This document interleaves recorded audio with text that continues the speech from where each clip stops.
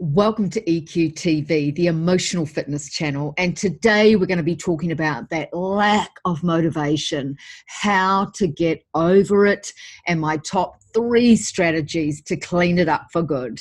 Stay tuned.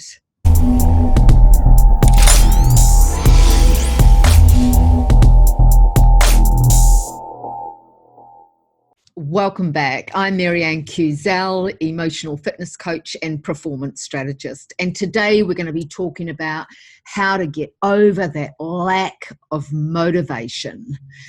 So there's 3 strategies I want to discuss. The number one thing to remember is that energy comes from emotion. It comes from emotional juice.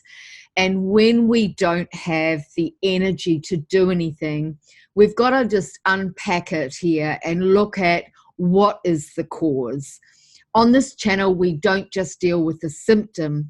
We go right in there and find out what's really going on. So the first thing I want you to ask yourself is simply this: what are you tired of? What are you tired of? Because a lack of energy comes from a lack of something, okay? Are you tired of doing the same job? Are you tired of not being appreciated? Maybe you're tired of being on your own. Whatever it is, it's really important to address it.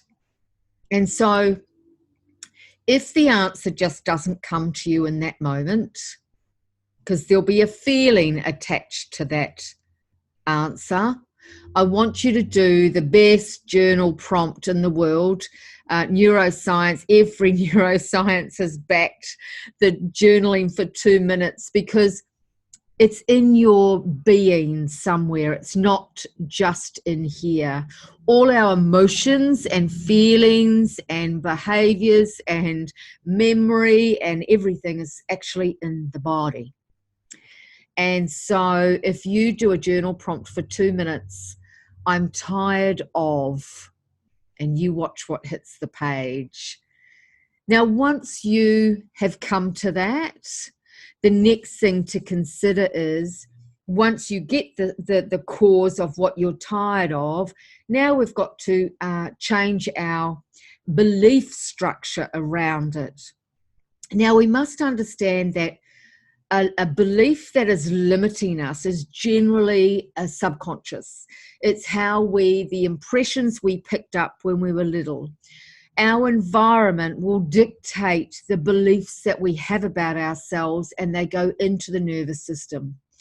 And so therefore, if you were neglected, if you were put down a lot as a little one, if you didn't feel like you belonged, then you're going to have a subconscious belief, and maybe quite a few of them in a cluster there, that triggers you when you are on your own, or you're tired of something, or you're not getting the love and fulfillment that you want. And this is where emotional fuel comes from outside of us. And the best thing about freedom and really feeling liberated is to actually learn how to do these skills for yourself so that you don't rely on outside influences to fill you up emotionally and get that energy going.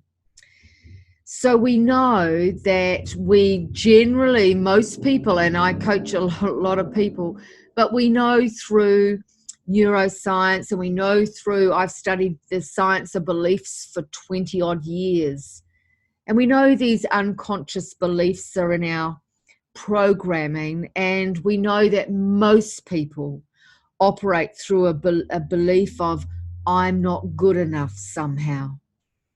We know that one of our biggest fears is being rejected. We know that we seek validation, approval, and the ego structure is formed this way. Everything is outside of ourselves. And when somebody gives me approval, that means I'm enough. So we know that we have to do some work on this. And we know we have to have the ability to respond to life through a new filter, a new belief that puts out to the universe, I am good enough. Not I'm enough, I'm good enough. And to practice this sort of introspection and to go through the body, go through your whole energy system, taking, 5 minutes a day before you get out of bed and going back and finding that little one within and saying, you're good enough.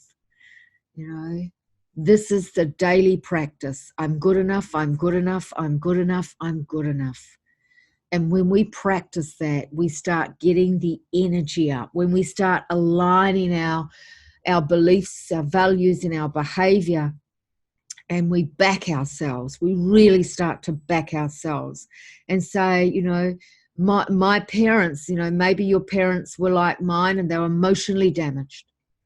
And when they're emotionally damaged and they didn't have the skills and techniques because their past was just as bad, if not worse, then they're going to purge that sort of stuff onto their children. And so we can't change the past, but we can change now. So to practice, I'm good enough, I'm good enough. So what are you tired of? Practicing I'm good enough on all levels. You might even want to start doing EFT tapping. I'll put a link below to my website so you can read all about it and how you can just transform your life. The third thing to do is to learn a new skill, because we know that self-achievement is the emotional juice that everybody needs to step forward. It's, whether it be join a group and learn a confidence skill, because we can do all the mind stuff, right? We can try and convince ourselves we're good enough, but we need to do the work. We need to clear out the beliefs that are blocking us feeling this way. And so by doing something practical, right? Going to a group where you're building your confidence, putting it into practice, doing that's why those outdoor, what are they called? Obstacle courses and things like that are so fantastic, because when we lock the feeling into the body that we're good enough or we can achieve something, right? I remember when after the Christchurch earthquake, and I bought a massive 33-foot bus, and I drove 1,900 kilometres around from the top of the north, middle of the north, down to the bottom of the South Island. I only almost killed myself a couple of times. But the point is, I drove that bus all by myself, had to go to truck school to get a license to drive over 7-metre length. And my 2 dogs and I were in this bus. And I always remember, because if I can do that, I can do anything, right? Because it was such an incredible mission to do that. And so how can you stretch yourself? Like a lot of people who walk on hot coals, once they do that, they know that everything's in their mind. They can do anything. We can do anything. Our full potential. I mean, look at people that have no limbs, right? And they get on stage and they present. What about people that have lost both legs and they climb a mountain? What about people who can swim the English Channel? It really is mind over matter. And once we break through that, and things like journaling, as neuroscience has proven, will break through those limits. Doing EFT tapping, doing a daily practice. So learning a new skill, right? Whether it be a new language, whether it be riding a horse, whether it be mountaineering, whether it be something that's going to stretch the mind and the body will follow, right? That's a really great saying. Or even push the body and the mind will follow. Either way works, because they work together. So what are you tired of? The new practice, understanding your beliefs. You can even ask yourself, name 3 things I believe about myself. Now, if they're positive, that's fantastic. If they're negative, that's your work right there. 3 things I believe about my body. 3 things I notice when I look in the mirror. 3 things that I want for my life. 3 things that I think are unobtainable. Right? This is the work. This is the beliefs that are the work.